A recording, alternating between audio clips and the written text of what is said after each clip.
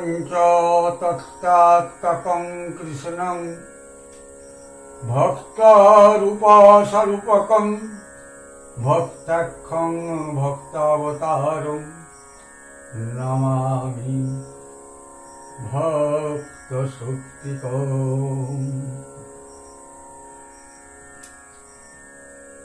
गदाधर शिवौरंग नित्यानंद कृपानिधि साद्वैतं शिवासादि प्राणबन्धु नमस्ते। शिक्षाष्टक तृतीय पर्व।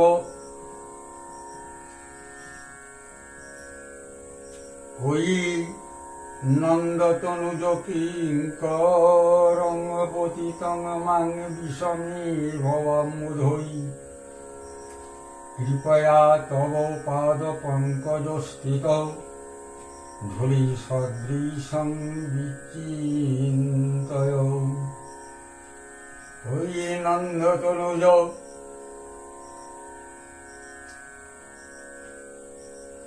হে যশোদানন্দন নন্দদুলাল বাল্যরূপী আমার ব্রজগোপাল, হে ভুবন মোহন, আমি জন্ম জন্মান্তর তোমার কিঙ্কর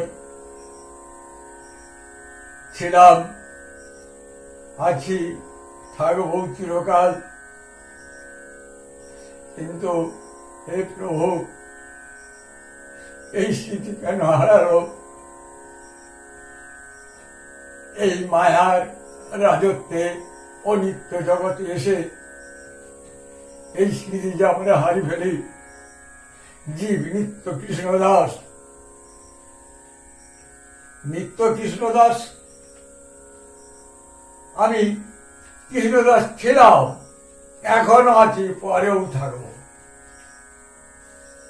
তাই প্রত্যেক জীব কেউ জেনে হোক আর না জেনেই হোক তোমার সেবা করেই চলেছে।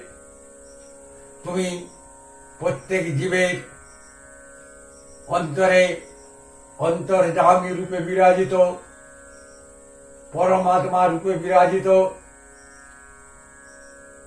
নিজেকে ভালোবাসা মানে তোমাকেই ভালোবাসা। অতএব আমরা তার সেবা করেই চলেছি। কিন্তু আমি যে তো তোমার সেবক, তুমি যে আমার প্রভু, এটা কেন ভুলে যাই এই মায়ার জগতে?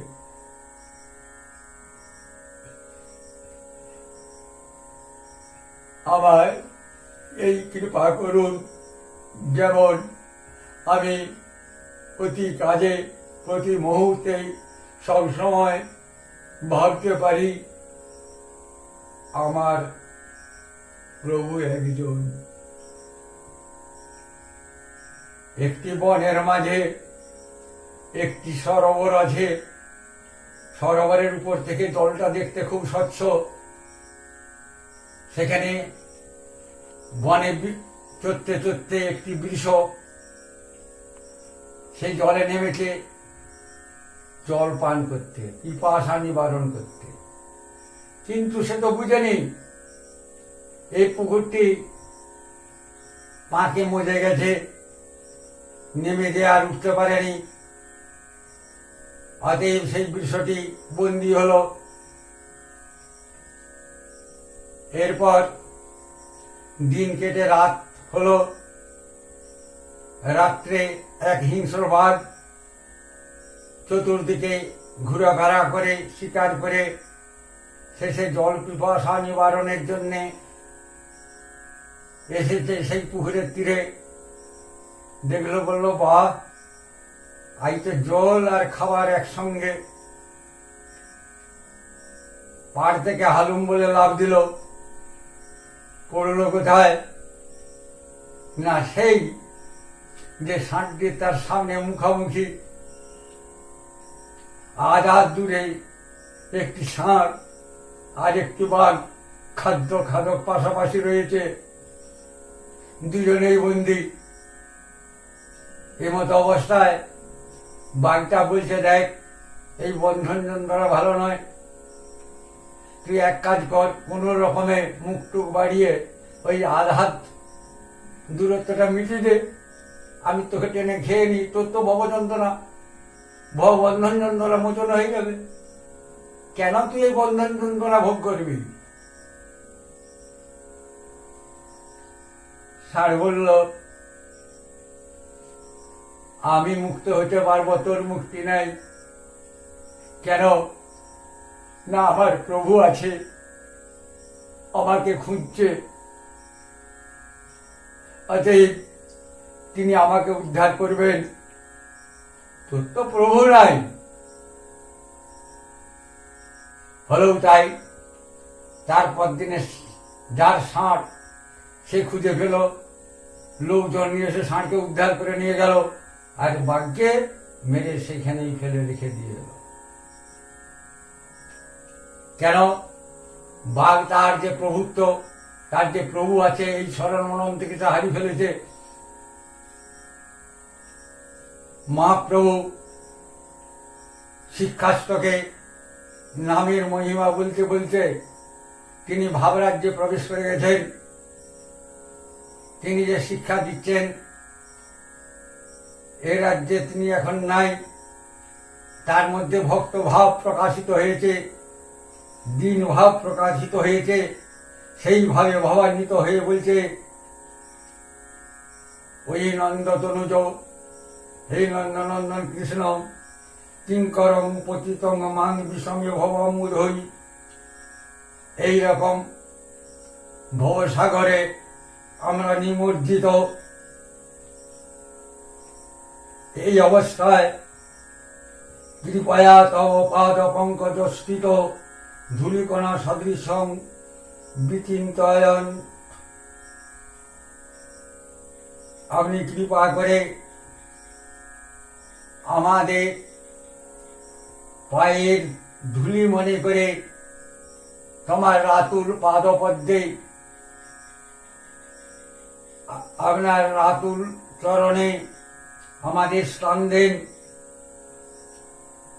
আমি তোমার চরণ ধুলি হতে চাই, তোমার সেবা থেকে যাতে বঞ্চিত না হই। প্রতি মুহূর্তে যেমন স্মরণ মনন হয়ে থাকে, আমি তোমার দাস, তুমি আমার প্রভু। এই বলতে বলতে ভাবের উৎকর্ষতা বাড়ছে। প্রভু বলছেন, নয়নং গলদশ্রুধারয়া বদনং গদ গদ রুদ্ধয়া গিরা পুলকই নির্জিতং বপু কদা তব নাম গ্রহণে ভবিষ্যতি।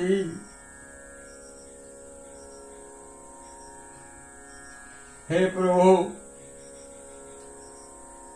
তোমার নাম করতে করতে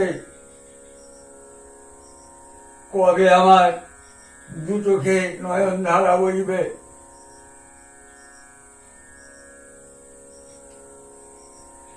তোমার নামে পাষাণ গলে যায়। হে প্রভু, আমার হৃদয় কি পাষাণ তো পাষাণ। তোমার নামে তো কই বলল না, চোখে তো অশ্রু ধরল না।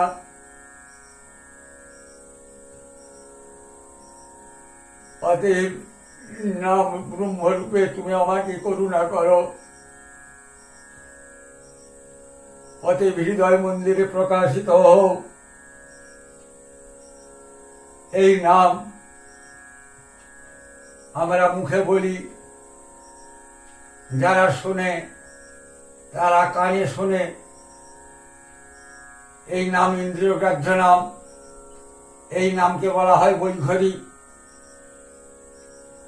এই বৈখরি নামকে গ্রহণ করতে হবে। এই গ্রহণ করার পর যখন নাম অপরাধ মুক্ত হবে, তখন প্রেম লাভ হবে, তখন আসবে প্রেমাশ্রু। তারপরে কি হবে? আমি যে কথা বলছি বা নাম করছি, সেই কথাটা, নামটা, ভাবটা আসবে, আগে আসে হৃদয়ে। সেই হৃদয়ের ভাষাটা আমার বাক ইন্দ্রিয়ে প্রকাশিত হয়, তখন সেটা ইন্দ্রিয় গ্রাহ্য হয়। আমি ইন্দ্রিয় দিয়ে তা উচ্চারণ করি, আর ইন্দ্রিয় দিয়ে অপরেশ্বরে। কিন্তু প্রেমের আবির্ভাবে যখন শরীর কেঁপে যাবে, যখন বাক রুদ্ধ হবে, তখন নাম হবে, নাম রয়ে যাবে হৃদয়ে। মহাপ্রভুর নিজে আচরণ করে দেখিতেন, রাধা রাধা বলতে বলতে রা রা রা রা করে রয়ে যেতেন। ধার বলছে নেই, ধা বলছে কোথায় না তার হৃদয়ে। তাই বই ঘরে লইয়া যায় মধ্যমার কাছে। হৃদয়ের নাম হৃদয়ে রয়ে গেল, বদনে প্রকাশ হলো না। নাম ব্রহ্মের এই অবস্থার নাম মধ্যমা। নাম চলতে চলতেই হৃদয়ে নাম অনর্গল চলছে। এ থেকেই আসবে কি না প্রশান্তি, নাম নামী রূপে দেখা দেবে। এই যে নাম নামী রূপে দেখা দেবে, এটা প্রশান্তি। এতেও আছে কি না দৃশ্য আর দ্রষ্টা। আগে নাম ব্রহ্ম ছিল কি শব্দ শ্রোতা। যখন দৃশ্য দ্রষ্টা এক হবে, যখন তাতে আত্মসংমিশ্রণ হবে, তখন আর দুই থাকবে না, তখন হবে এক। তখন তো বদনে ভাষা নাই, তাই গদ গদ রুদ্ধয়া গিরা। কিন্তু নাম ব্রহ্ম তখন দেহের উপরে খেলা করবে। পুলক ওই নির্জিতঙ্গ বপু, শরীরে পুলক হবে শিমুল গাছের মতন, রক্তগম হবে। এই অবস্থা আবার কবে হবে? কদা তব নাম গ্রহণে ভবিষ্যতি। আমি সেই দিনের আশায় অপেক্ষা করে বসে আছি। যুগায়িতং নিমিষেন চক্ষুষা প্রাবিশায়িত শূন্যায়িতং জগৎ সর্বং গোবিন্দ বীর রহে নমে।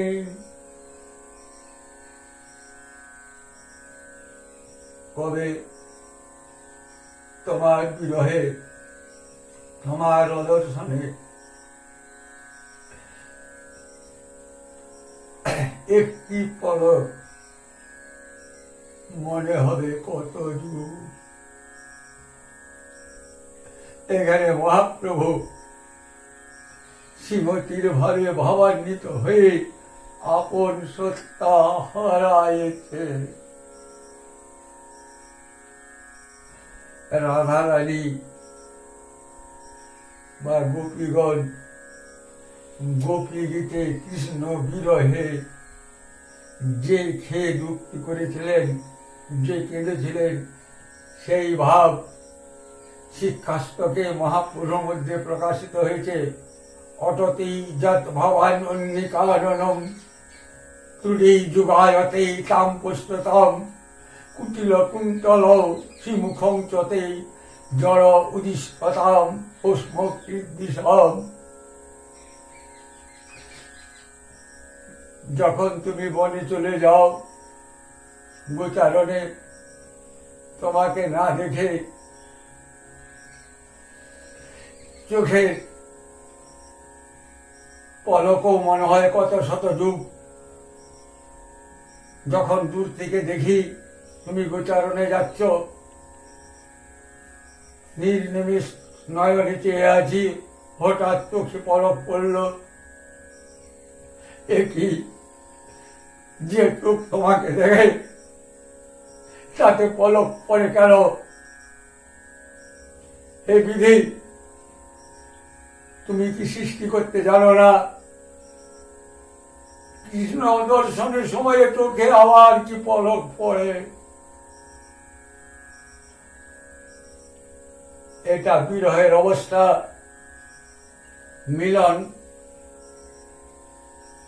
পূর্বরাগ, বিরহ। ভজনের ক্রম তিনটি।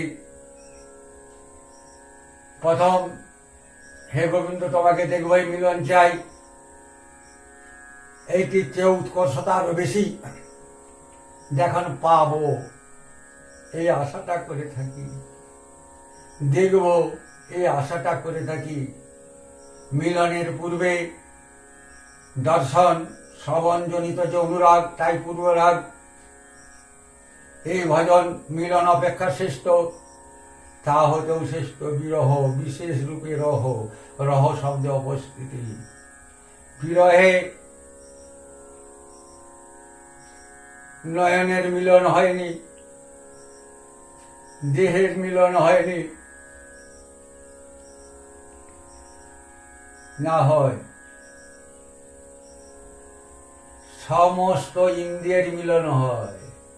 মিলনে বরং নয়নের আর দেহের মিলন হয়। পূর্বরাগে মনের মিলন হয়, বিরহে সর্বস্ব মিলন। এই কৃষ্ণ বিরহেও যখন আসবে বর্ষার শ্রাবণের ধারার মতন অর্গল, নয়ন ধারা বইবে, এই নয়ন ধারার বিরাম হবেনি। তখন জগৎ শূন্য হয়, অনিত্য আর নয়, সেই নিত্য গোবিন্দ জাগরিত হয়ে ভক্তের হৃদয়ে পদ্মে। অতএব হে ভক্ত বাঞ্ছা কল্পতরু, এই 3 দিনে প্রণাম গ্রহণ করে ভক্তের হৃদয় মন্দিরে চির প্রতিষ্ঠিত হোক, এই আমার কাতর প্রার্থনা।